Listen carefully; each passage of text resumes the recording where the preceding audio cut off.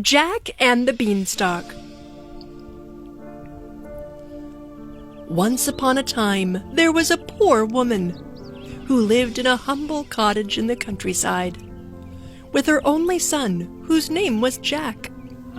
They owned a cow that gave more milk than any other cow in the neighborhood, and they made butter and cheese with the extra milk and sold it at the market nearby. But one day, the cow went dry, and there was no milk to make butter and cheese.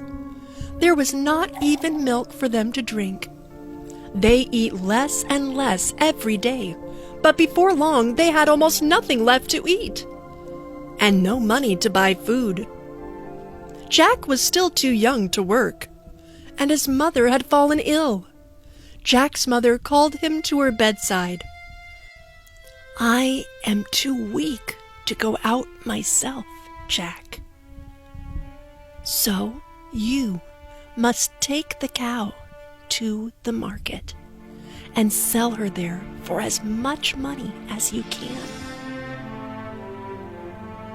"Yes, Mother." Jack liked going to market, but he was sad that they would have to sell the cow. He set out walking slowly, and had gone about half the way when an old man stopped him. "Hello, do you want to sell that cow? I will buy her from you in exchange for these magic beans." The beans, which were all different colors, were very beautiful, and the old man had said they were magic. So Jack gave him the cow and ran home with the beans. "Look, Mother, what I've got!" he cried as he hurried into her room. But his mother was furious when she saw that he had come home without any money for the cow. "What? You have sold our good cow for these worthless beans?" And she threw them out of the window. That evening, Jack and his mother ate their last crust of bread and went to bed very sadly, for they knew that there was nothing left for breakfast. Jack woke up early the next morning, still hungry. He was so hungry, in fact, that he jumped out of bed and went into the garden to look for something to eat.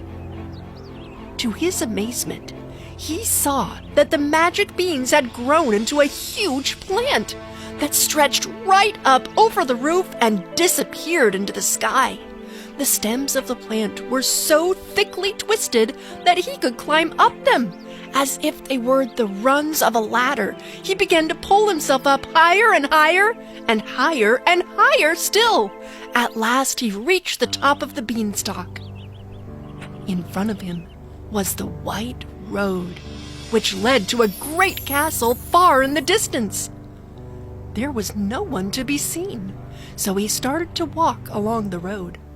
Maybe someone at the castle would give him something to eat. In any case, it would certainly be an adventure. He was hot and tired and hungrier than ever by the time he reached the castle.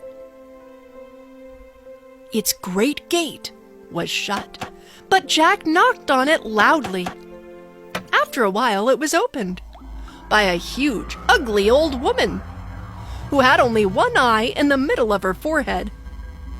"Oh," she cried, "I need a boy just like you to clean out for me every day. Come in, quickly, come in, and hide, or my husband will see you and eat you up." Frightened, Jack hurried inside at once and told the giantess that he would become her servant in exchange for something to eat.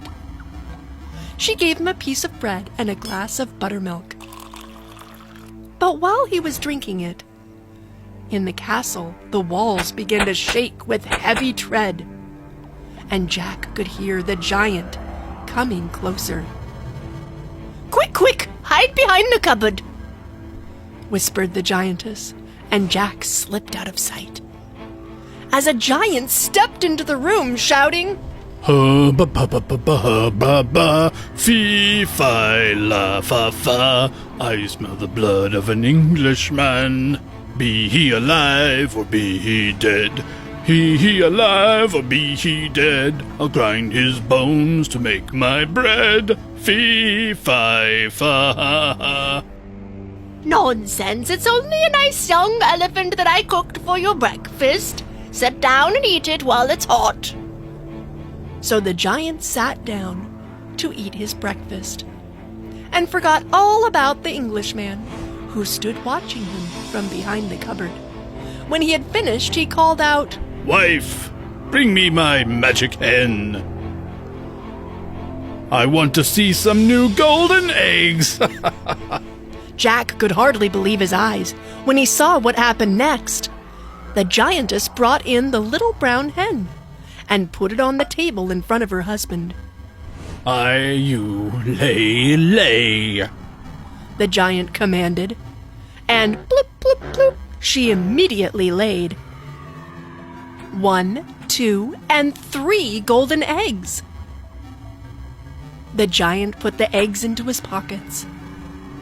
Then he settled back in his chair and soon was snoring so loudly that the castle walls shook with the noise.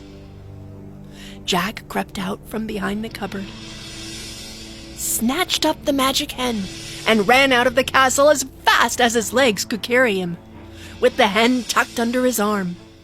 He climbed quickly down the beanstalk and hurried into the cottage up to his mother's room. She was very happy to see him again. She cried with joy, and then she cried some more, because now they would have as many golden eggs as they wanted, and never would be poor again. But Jack soon began to long for another adventure. So one morning he set out again up the beanstalk. Higher, higher, higher until he reached the top. This time he has dyed his hair black, and the giantess did not recognize him. Oh, you're just the boy to help me clean out the kitchen. Run and chase the mice away. Hurry inside. Or my husband sees you, he will surely eat you up. Jack just had time to dive behind the woodpile as the giant came down from his torrent, shouting, Fee, fi, fa, ha, ha, ha. I smell the blood of an Englishman. Be he alive or be he dead, I'll grind his bones to make my bread. You stupid old giant. It's only a fat sow which I grilled for you on this pit. Sit down and eat it up quickly before it gets cold. The giant was very pleased, for after Englishman, grilled pork was his favorite dish. By the end of the meal, he felt so cheerful that he called out to his wife, Woman, bring me my magic harp. The giantess brought in a beautiful harp, inlaid with rubies and diamonds, which he had stolen from the fairies many years before. Play, harp, play, he said, and the harp played a soft tune about green mountains and the sea. No, play something more merrier than that. Soon the harp played a happy tune, which children use to dance. Now, play me a lullaby now. The harp played a sweet lullaby, and soon the giant was fast asleep. Then Jack crept out from behind the woodpile and picked up the harp, intending to run away with it. But as he seized it, it began to shrink. Master, master! And its strings jangled together and filled the castle with noise. The giant woke up to see Jack running out the door with the harp.